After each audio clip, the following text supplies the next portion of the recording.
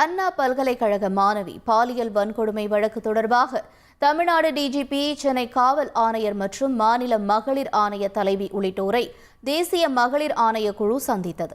முதல் நாள் விசாரணைக்கு பிறகு ஆளுநரை சந்தித்த தேசிய மகளிர் ஆணைய குழுவினர் தமிழ்நாடு விருந்தினர் மாளிகைக்கு வந்தனர். அப்போது தமிழ்நாடு டிஜிபி சங்கர் ஜிவால், சென்னை காவல்துறை ஆணையர் அருண் மற்றும் தமிழ்நாடு மாநில மகளிர் ஆணைய தலைவி குமாரியை சந்தித்து வழக்கு தொடர்பாக ஆலோசித்தனர். சுமார் 1 மணி நேரத்திற்கும் மேலாக இந்த சந்திப்பு நடந்தது.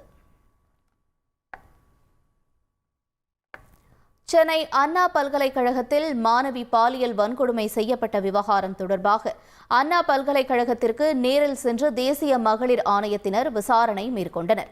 அண்ணா பல்கலைக்கழகத்தில் சுமார் 7 மணி நேரம் இது தொடர்பாக தேசிய மகளிர் ஆணையத்தினர் முதற்கட்ட விசாரணை நடத்தினர். விசாரணை நிறைவடைந்த பின்னர் தேசிய மகளிர் ஆணையத்தின் உறுப்பினர் மம்தா குமாரி செய்தியாளர்களை சந்தித்தார்.